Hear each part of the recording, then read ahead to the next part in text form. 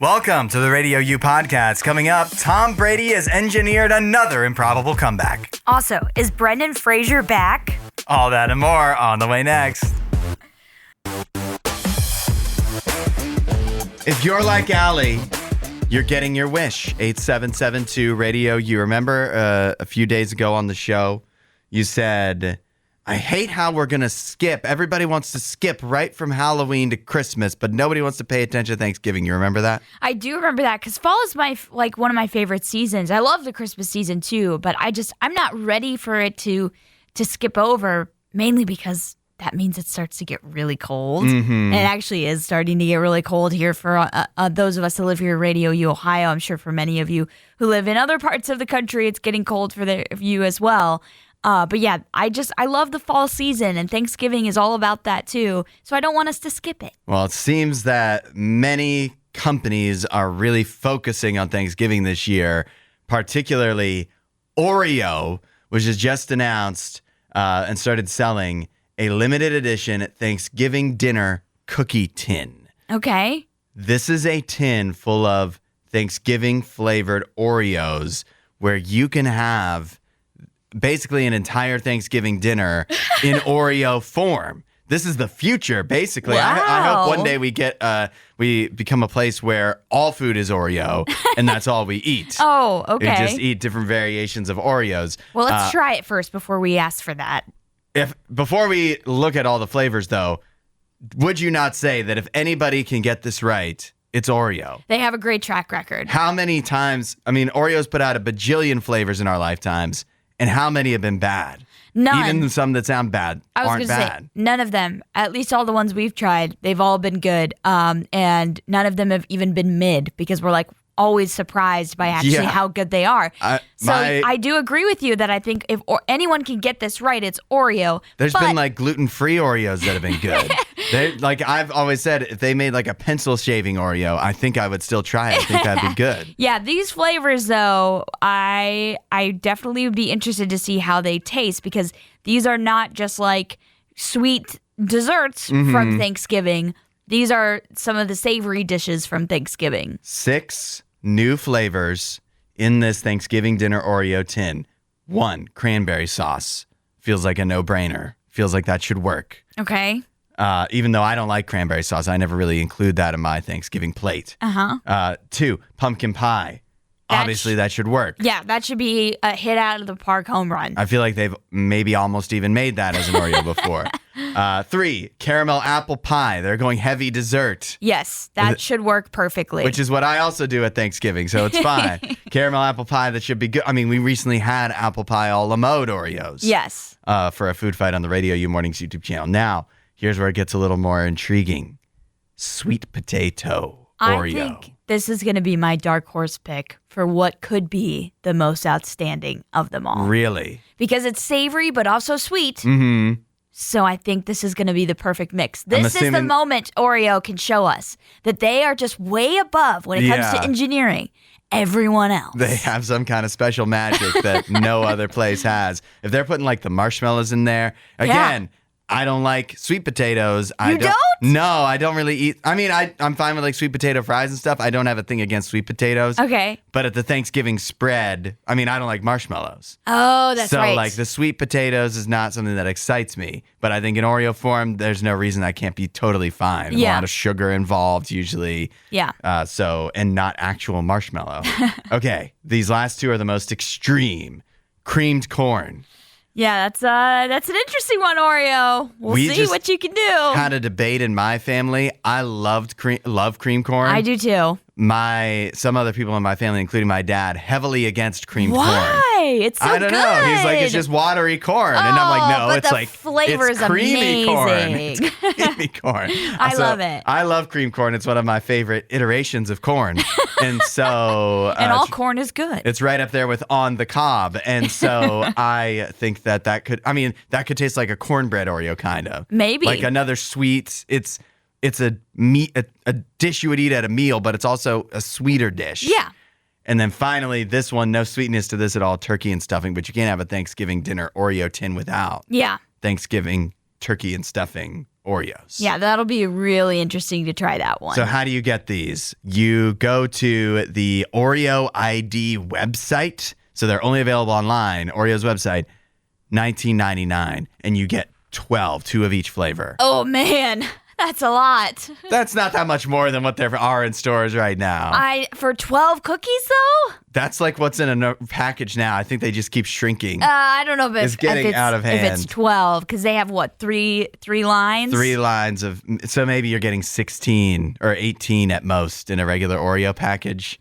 It's gotten really bad. Yeah, I mean, I do agree with you that there's less and less in there, but I don't know if it's that less. I think this... Maybe 24. And you get a collectible tin.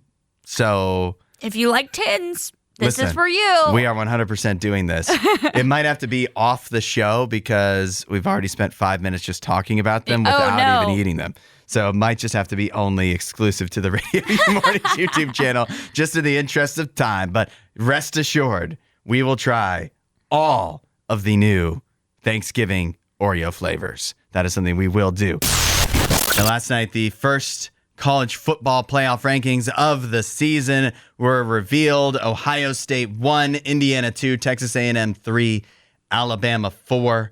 Allie, what are your takeaways after the first rankings come out? I mean, I think I actually really like these rankings a lot. I feel like a lot of my complaints with the AP poll have been I have not understood why several of the 2-loss or sometimes even 1-loss Big Ten teams are getting like no credit at all. Mm-hmm. And all these SEC teams that have 2 losses are getting a whole lot of credit. And so I feel like the committee kind of rectified that a little bit. You saw a whole bunch of teams that were not ranked end up in the ranking, like Iowa and Michigan.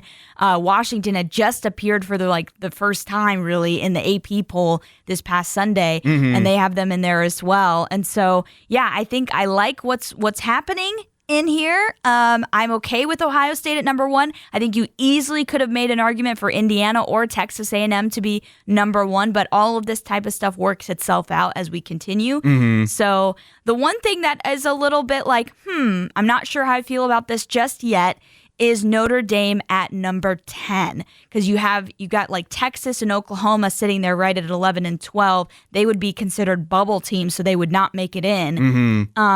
So I don't know. Notre Dame is a little confusing because I think Notre Dame is getting a lot of benefit of the doubt from their past season, making it to the national championship game. I mean, for goodness sake, in the AP poll, they were ranked as 0-2. They were still ranked even though they did not have a win. Yeah. So I think they're giving them a lot of credit for 2 very close losses to teams that they have ranked, and that is Miami and Texas A&M. That's what I was thinking is it seems that the committee is actually taking who you lost to and how close it was, like the circumstances into account, because that's, to me, the only way to explain as well. Utah being ranked 13. I like Utah a lot. I thought that was shockingly high for Utah. That's really high. But when you consider, I think what the committee was probably thinking, they lost to Texas Tech and BYU, 2 teams that are in the top 10.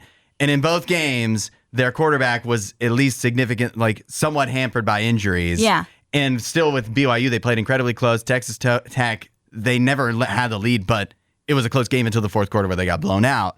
So I feel like that's what they're doing with Notre Dame as well, looking at how they lost 2 games on the final possession against other ranked teams. And other than that, they've been really flawless and beat USC. So I don't know. Like the first rankings, as much as I love reacting to it and being able to break it down, everything will sort itself out. I will say the one thing that the rankings show me is that 2 years into the 12-team playoff, we're already seeing how ridiculous it is that the 5th conference champion just gets to walk into the playoff. Yeah. Because Memphis is the team that they chose. Memphis is not even ranked in the top 25. Yeah, no, they're at 29 or something. And rightfully they shouldn't be. Their best win is what?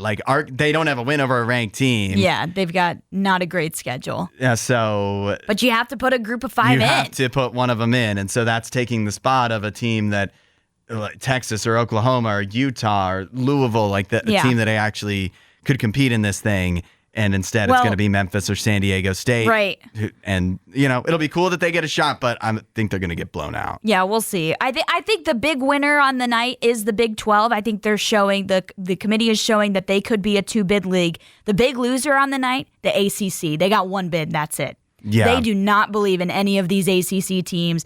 The highest ranking is Virginia at number 14, and then you got Louisville below that. But they don't believe in any of these teams. They're just showing you right here, right now, you get 1 team in. And rightly they should. Yeah, I mean, it's not a great conference right now, but you still do have 2 teams with only 1 loss, and or actually 3 because Georgia Tech only has 1 loss. Georgia Tech still has Georgia on their schedule. Yeah. So to completely write them off as a 1-bid league, I don't know if I can do that just yet, but I think the committee is. Yeah, I think, like I said, it'll shake itself out. It Virginia, will. Louisville, Georgia Tech, Miami, they'll probably all lose again. They might. To not very good teams. So many people excited about this news yesterday that The Mummy is coming back. Yeah. The movie The Mummy is getting what will be its 4th actual sequel. Yes, this will be a sequel to the original Mummy movie from 1999, including the original stars, Brendan Fraser and Rachel Weisz. Yeah, I think that's the most important part is that those 2 return. I think their chemistry and their performances are just electric from those original films, especially the first one. The first one is probably one of my favorite movies ever. It's just such a fun time. And I think I'm excited to see them return to the screen for this franchise. I have a confession to make. I've never seen any of the Mummy movies. What? Yeah. You need to see the first one, at least the first one. It's so fun. I've never seen any of the Mummy movies. However, what I know about the Mummy movies is there's a scene in one of them where like scarabs get under people's skin. Yeah, that's in the first one. I think it does reappear in some of the subsequent films. But yeah, when I saw that, because I watched The Mummy when I was pretty young. Yeah. When I saw that freaked me out. Yeah, that scene I've heard from numerous people is even in a movie that's not really a horror movie. It's not actually that scary.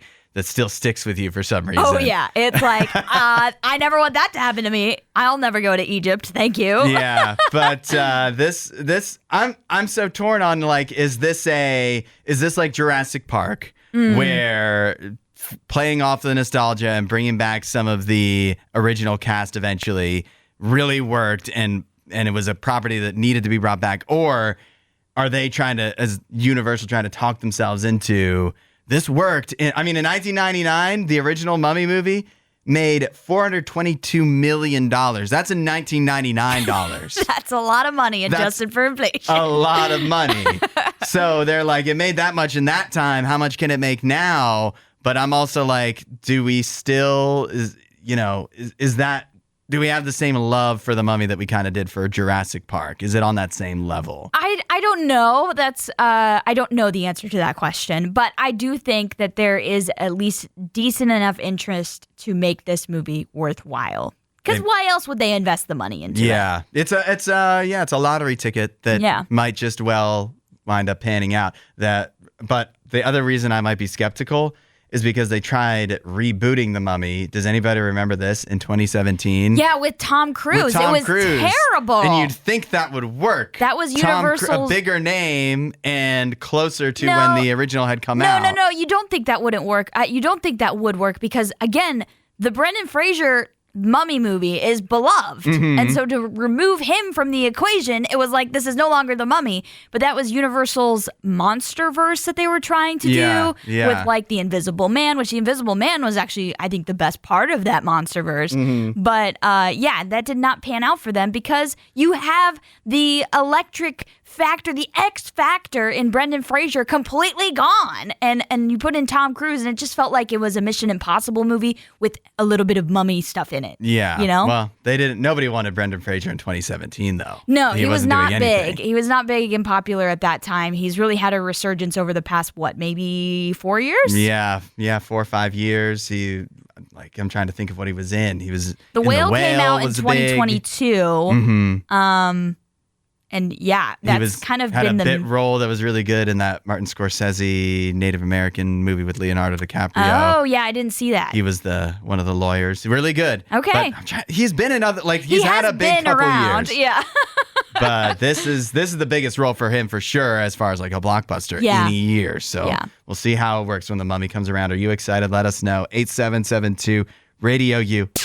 Walmart is making a major change starting today, and it affects Pokemon fans.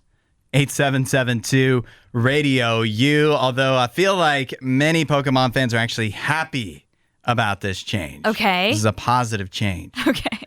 Walmart is instituting a purchase limit for all trading cards. Some say, although this is not confirmed by Walmart, that this is in response partially to a viral TikTok showing a shopper at a Las Vegas Walmart buying dozens, if not hundreds, of Pokemon trading card packs. It just shows like a massive bag of just like basically the entire collection of that they had displayed, a Pokemon card. Yeah, they just bought the whole thing. They just bought the whole thing. Some are saying that's not fair.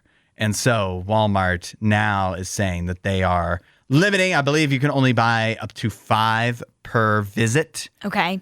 And so this is supposed to stop these people that maybe are just, the people that were reselling the cards in the first place. Scalpers. Yeah.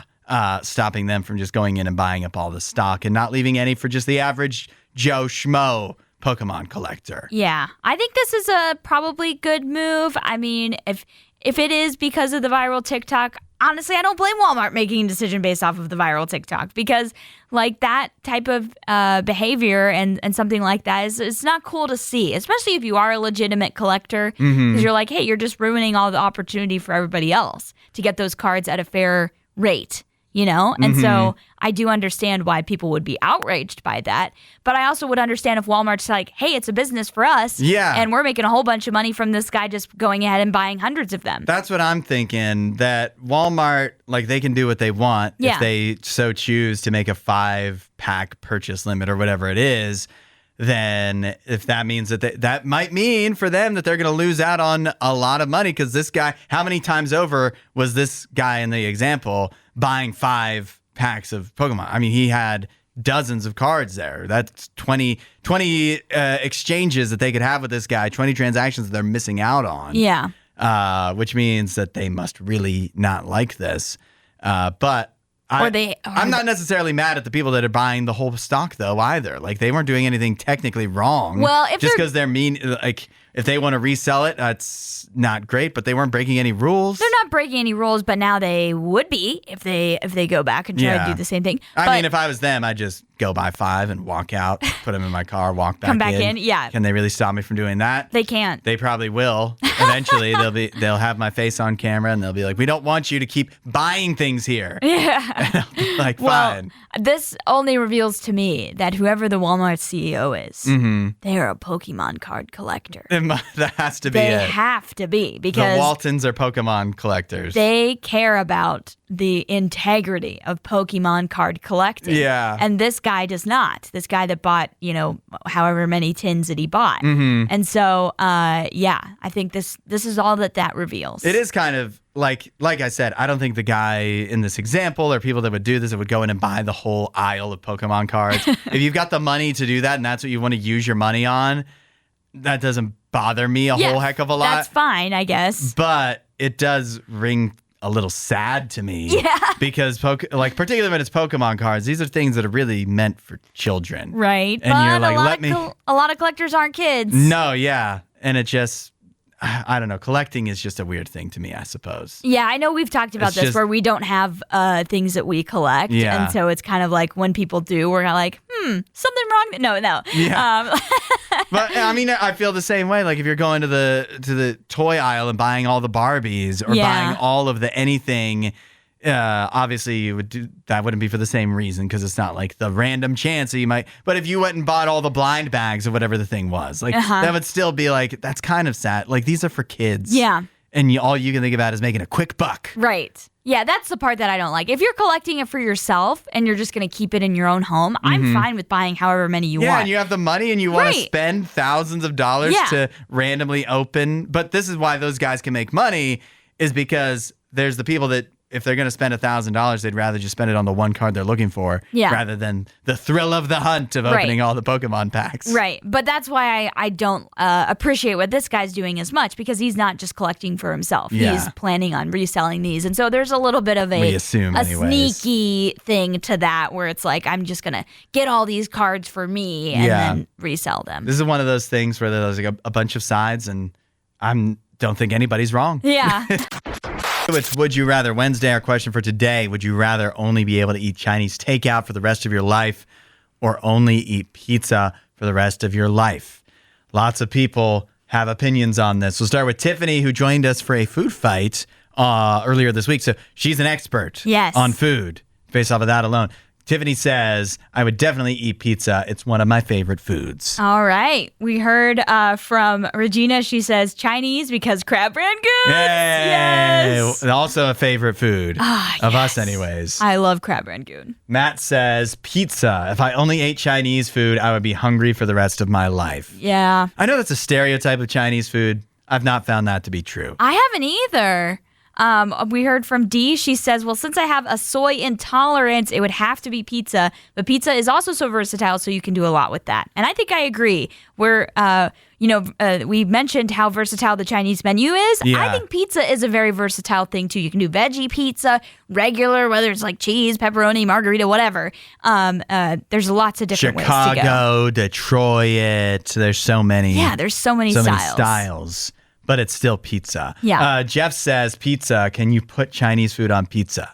I guess. As long as it still has cheese and some kind of sauce. Yeah. And crust. Right. Then I guess. I think the crust and the shape is the most important part, because we mentioned this yesterday when we were talking about like teasing this. You don't necessarily need to have cheese on pizza, because some people are dairy intolerant. Like they can't have cheese at all. Like they're lactose intolerant. So, I think the shape is the most important part. It's on dough. It's cooked in the oven, that type of thing. Cauliflower crust is fine. Yeah. If that's what you need, or that's what you want to choose. Right. And some people prefer that. If you had to eat pizza every day for the rest of your life, maybe you would just get curious eventually for no other reason. For all just the like, different types. I've had so much dough. Susanna said definitely Chinese takeout, no contest. Much more balanced, or at least it can be. Yeah. I would agree with that. We heard from William. He says, I know pizza is really good, but after having it for a while, I do tend to get tired of it. With Chinese food, even though I would probably also get tired of having it, as mentioned, there's a lot more options, and it also seems like the healthier option. I think I'm glad that somebody finally said that, William and Susanna, kind of talking about the health side of it, because that's a huge thing. You are going to eat so much carbs, so much dough, and so much. You're probably gonna have cheese, so you're gonna have so much fat. Yeah, fat and carbs in your diet. It's gonna be hard to stay healthy. Yeah, if you are going with pizza. So I think that should be factored in. Yeah, does that mean I'm absolutely. choosing Chinese food though? Well, no. We heard from Nick. He laid it all out for us. I love this. He said pizza for sure. Breakfast pizza, red sauce, white sauce, different toppings, different crusts, thick, deep dish, thin, stuffed, dessert pizza. There really is a lot of options of pizza. And I think veggie pizza is getting slept on right now. Veggie pizza is so good. I don't think that it just sounds that different to me though. I mean, sure, it's all pizza, but I do agree with him that like there's all sorts of different types, and so it's not like you're just gonna have a pepperoni pizza every meal. Yeah, but I don't think you're gonna really feel like it's that different if you're eating. If that's the only thing that you're used to eating, and you're switching it up, I think it would feel different. Shrew says Chinese, not just because I need the variety, but there are also healthier options on the menu, so I'm not just downing grease for every meal. That's what I'm thinking. Here's my thing. Theoretically, I think Chinese is the right choice. Okay. I think it's healthier. I think it is more variety. I think going from veggie pizza to pepperoni pizza to cheesesteak pizza to breakfast pizza, especially for 2 or 3 meals a day, is not actually going to feel that different to you. Right. Chinese will feel different. So theoretically, I think Chinese is the right choice. Okay. But if this was a real life choice that was given to me, I'm still choosing pizza because I still like pizza way more. Yeah. I just think that eventually you'd probably regret it, but I think Chinese, you would regret it too. And I actually don't like that much different stuff on the Chinese menu. I don't explore that much. Okay. Well, maybe this would allow you to explore more. It would, but I don't think I would wind up finding a lot of more things that I would actually like that much. Gotcha. There's too much weird, there's leeks and stuff like that in Chinese food that I don't want. I love Jesse's text. He says, I would do pizza. If Ninja Turtles can, then I can. They seemed rather healthy.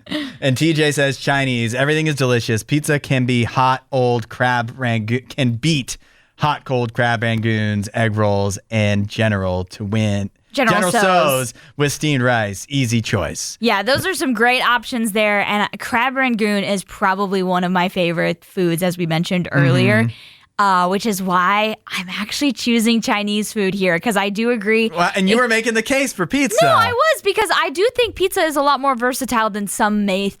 Because you may think in your head, oh, what? I can only have pepperoni pizza for the rest of my life. Like, I've had veggie pizza, I've had the cauliflower crust, I've tried all sorts of different types of pizza. So you can really change it up, like flatbread pizza and all of that. But I am going to choose Chinese food because I think, an entire populace of the world, a large majority, actually, or not majority, but a large portion of the world eats that every single day, every single year, and, have a very balanced, healthy lifestyle. And so I think that would be fine to choose that, because so many people live that way already. That's a good point. But I still couldn't bring myself to do it. I have to do pizza. Tom Brady just revealed that his dog is a clone. 8772 Radio U. You heard me right. He cloned his dog. Oh my goodness. His current dog, Junie, is a clone of his previous dog, Lua, who passed away in December of 2023. Oh my gosh. If it's a clone, why does it have a different name? To me, that doesn't make sense. But also, I don't know if I'd be comfortable if they were like, this is Lua 2 or whatever. Yeah, but isn't it? It's a clone. I mean, technically, yeah. Genetically, it's Lua 2. Yeah. Yeah, it's the same. But I think I would be even more creeped out by this. I'm already creeped out by it. But I think I'd be even more so if they would have just named this dog Lua. Yeah.